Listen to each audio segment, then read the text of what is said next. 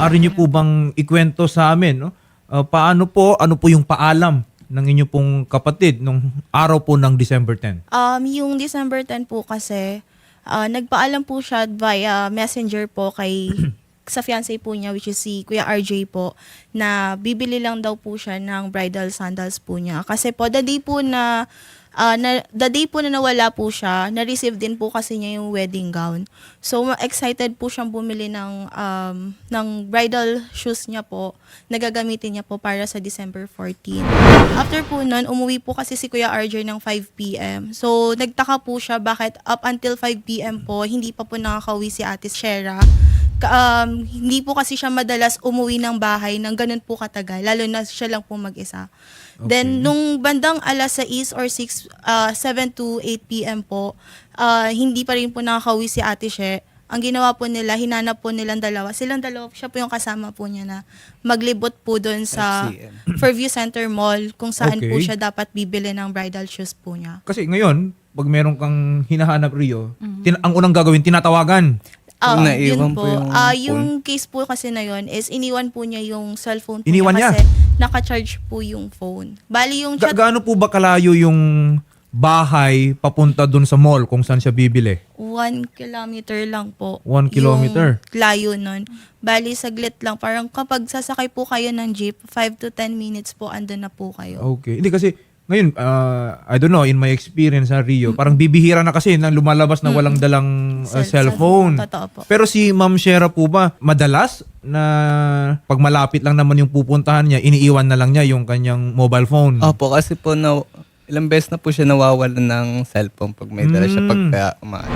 Nung paghahanap po ninyo, no, saan kayo nagpupunta-punta no? Nilibot po namin buong FCM, tapos yung mga kalapit na mga fast food, wala po kaming nakita. Wala po talaga. Wala po. Alam po ba ninyo kung anong particular na store na may shoes na siyang, kumbaga, binabalak na niya talagang bilhin?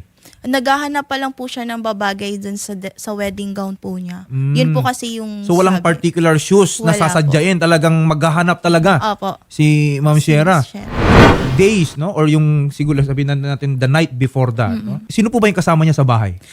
Si Kuya RJ po, yung fiancé fiancé. po niya. Tsaka po yung kapatid po ni Kuya RJ na si Ate Kayla po. Okay. Alam ba natin kung meron bang nangyaring, let's say, tampuhan or pag-aaway? Kasi ito yung mga circumstances na i-consider po natin, no, kung saan napunta itong ating si Ma'am Shera. Meron po ba kayong information about that? For me po kasi, sa amin pong dalawa, hindi naman po kasi namin siya lagi nakakasama sa loob ng bahay. Doon nasa isang compound po kami. Okay. Pero sa pagkakakilala po namin kay Ate Shera, once na meron po siyang problema, or silang dalawa ni Kuya RJ, nag-i-inform or nagsasabi naman po siya isa sa amin para po malabas yung parang tampo niya, yung sama ng loob niya, kaya hindi po bago po sa amin tong So wala po nangyayari. siyang nabanggit sa inyo? Yes po. Or anything? Yes po.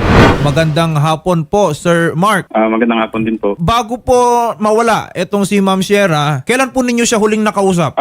Huli ko po siya nakausap po nung bago po ako umalis ng bahay. Nagpaalam po akong papasok ng office po. Mga anong oras po yun, Sir Mark? Siguro po, siguro mga around 5:30 to 6, ganyan po. Tapos after nun, wala na. Hindi nyo na nakausap si Shera? Bali, ang next na usap na po namin is through messenger na po. Kasi nasa office nga po ako that day. Mga anong oras po yun? By usual, sir, umaga, good morning. Usual, yung good morning, ganyan. Okay. Tapos, yung next, yun nga po, yung in-inform niya ako na na-receive niya na yung wedding gown niya. Parang around magwa 1 p.m. yun. So, nung time din na yun, sinabi niya rin agad sa akin na parang gusto nga niyang bumili ng shoes na kasi para daw kinabukasan, yung mga accessories ko na lang ang bibili namin. Yun po. Ayan, opo, no? So kung nakapag-usap pa kayo around 1 p.m. via messenger, tas yung cellphone niya is nasa bahay, so it's only after then na... Bali nakapag-chat pa siya sa akin, sir. Yung pinaka-last talaga na chat niya sa akin is 1:18. So yun po yung nagsabi na siya sa akin na aalis na siya, then iiwan lang niya yung phone niya kasi nag-charge nga daw po. Okay. Sir, wala namang nangyaring tampuhan dito mula kay Ma'am Shera? Wala po, sir. Wala kayong pong naging talagang- pag-aaway nung araw po na yun? Kasi, well, ilang po. araw na lang, kasalan na eh. Oo. Opo. Wala po talaga po. So hindi ito yung instance na umatras siguro yung bride. Sa tingin Yes, po ninyo, hindi. Opo. Kasi excited pa siya eh. Bibili, kakarating ng Opo. kanyang gown, Sobrang- bibili ng kanyang Opo. sapatos. Pero Sir Mark, usually, no, saan po ba napupunta itong si Ma'am Sierra? Kasi po, sir, hindi naman siya palaalis talaga ng bahay, sir. Lalo na pag hindi niya ako kasama. Ang usual na talaga na parang pinupuntahan lang naman niya is, yan, yung Fairview Center Mall. Kasi yun nga po yung malalapit. Yan, Center Mall. Ito po yung palengke sa amin. Pag lumayo na po yan, sir, sabihin natin, kumbaga, lalayo ng medyo konti or magtatagal siya sa labas. Nagdadala naman siya ng cellphone kahit malulobat na yan. Magsisave yan ng battery. Papatayin niya yan tapos bubuksan na lang niya pag mag-chat siya. Ganun ang ginagawa niya. So pag Okay. malapit lang po talaga, parang normal naman namin sa amin. Pag malapit lang, yun, minsan hindi niya dinadala, minsan dinadala naman niya. Since then, no, wala nang any communication. No? Hindi siya nakitext kahit Opo. kanino, either kay Sir Mark, sa mga pamilya. May balita po ba tayo sa mga kaibigan, mga kaklase, o di kaya mga iba ninyong mga kamag-anak? Baka naman nakituloy lang, panandalian itong si Sierra. Wala po eh. Bali, wala po.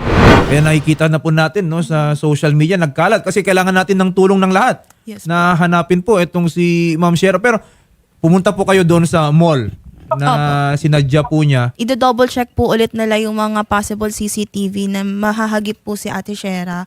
Pero yung unang-unang check po namin dun sa CCTV ng Fairview Center Mall, wala po silang under maintenance po yung exit at saka yung entrance nila sa mismong mall po. At okay, so yung main entrance at yung exit hindi gumana. Opo, sabi po ng staff po doon sa Yung mall. pinakamahalaga pa Yes na po. mga camera yung hindi gumagana. Yes po. So yung mga na-capture natin, kaya pala yung mga na-capture natin Sa kanina labas Rio, parang mga kalasada. Opo. Okay. Galing po sa barangay po yung CCTV na yun. Bali yun po yung pinaka-last na CCTV na hawak po namin as of the moment po. Alright. Ito po bang si Ma'am Sierra, Sir Mark, meron po ba kayong information na meron bang instance na may nagbanta sa kanyang seguridad? Wala po, sir. Sobrang bait po na taon yan, sir. Sobrang lambing kaya wala ka talagang makikilalang kaaway niyan, sir. Wala tayong nabalitaan na may kaalitan si Ma'am Sierra Wala po. either sa trabaho or kung saan pa yan. Wala po, sir. Kasi kung sa trabaho, sir, 100% work from home po yung kanyang working arrangement po eh. So, Okay. most of the time po nasa trabaho lang, nasa bahay lang po siya. Magandang hapon po, Colonel Sarmiento. Sir, ano pong update natin dito? Actually, sir, nung lumabas po na po itong balita na nawawala nga si Sierra at nag-report po sa atin yung kanyang fiancé, si Sir RJ, agad naman po tayo na inassist siya kung ano ang mga dapat nating gawin. Unang-una po, nag-create po kami ng Special Investigation Team para po tumutok sa insidente po na ito na kung saan po ang inyong kapulisan in coordination naman po at alam naman po nila yan ng pamilya ni Madam Sierra na kami po ay nagkakandak ng forward at saka backtracking po ng mga CCTVs na maaari pong magamit natin para matuntun po itong missing na si Ma'am Sierra. So yun pong ating CCTV kung alam ko po nakita nyo na po yung doon po sa may Petron. Ano po? Opo. Kasi makita po natin si Sierra na naglalakad during that time. Naputol po kasi tayo, sir, doon sa yung natakpan siya ng bus. Ano po?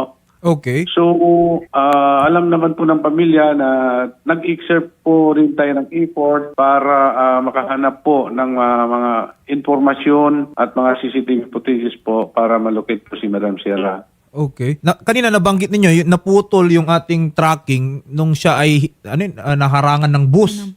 Yung bus ay nandun sa line of angle, kumbaga nung camera, or sumakay siya ng bus?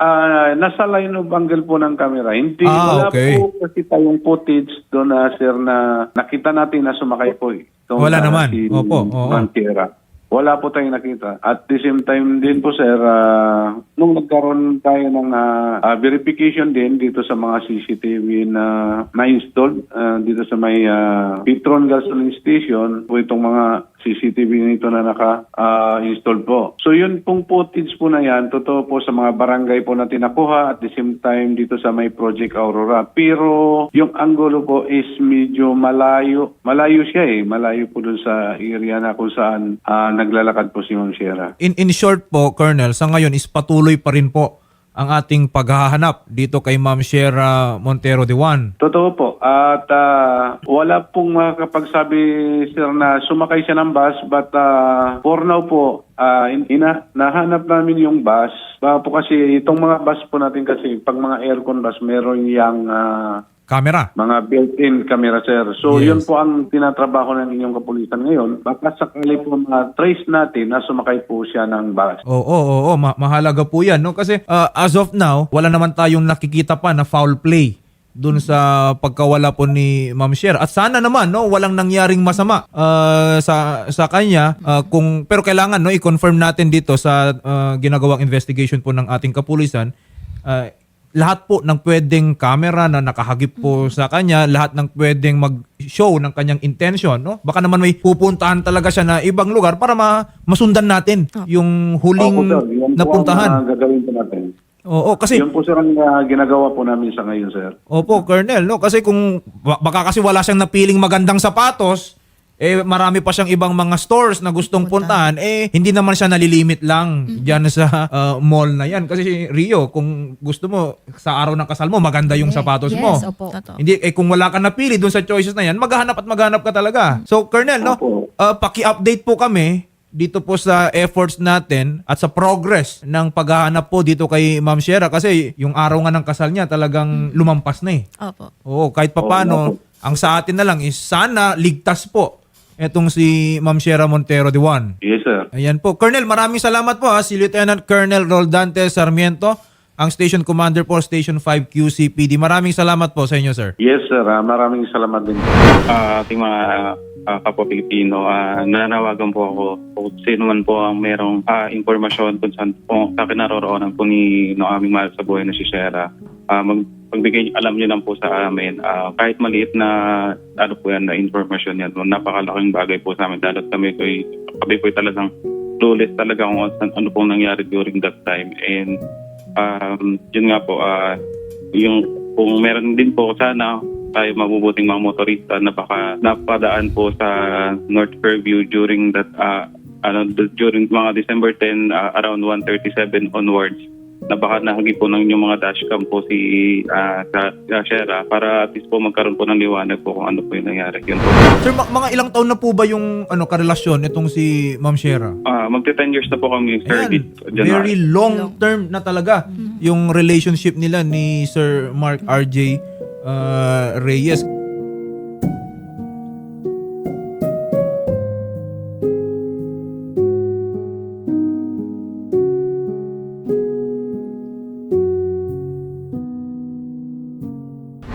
Ate, sana makauwi ka na kung nasaan ka man na sobrang nag-aalala si mama at si papa. Mahal na mahal ka namin. Kay Ate She, tulungan mo kami, bigyan mo kami ng sign na makauwi ka na.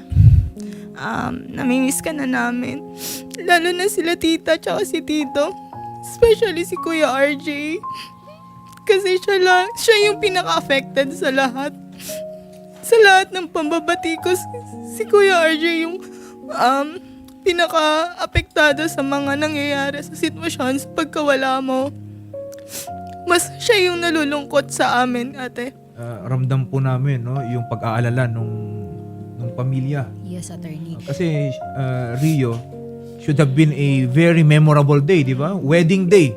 Lahat ng mga mahal nyo sa buhay, they were preparing for it, looking forward dun sa araw po ng kasal. Pero eto na nga po yung nangyari. Oo.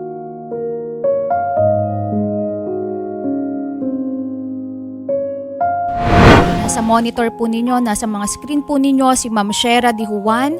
Siya po ay huling nakita noong December 10, 2025, 1:37 p.m. sa Petron Gas Station dito sa North Fairview, Quezon City.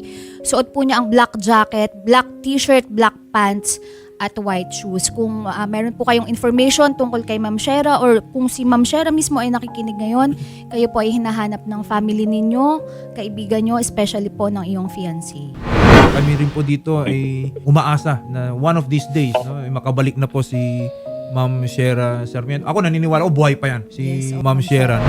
So, Sir Mark, babalitaan po namin kayo. Kung may information po tayo kay Ma'am Shera, manalig po tayo, no? Mahanap po natin. Opo. Malapit na magpasko, attorney. And sana makauwi ng ligtas. Yun naman po ang hiling ng bawat isa dito, pati po kami dito sa Action Center. Gusto po namin makauwi ng ligtas si Ma'am Shera dito sa kanyang pamilya. Okay. Thank you po. Sige po, maraming salamat po muli, Sir Jose, Mary Ann, at kay Sir Mark R.J. Reyes. Thank you po.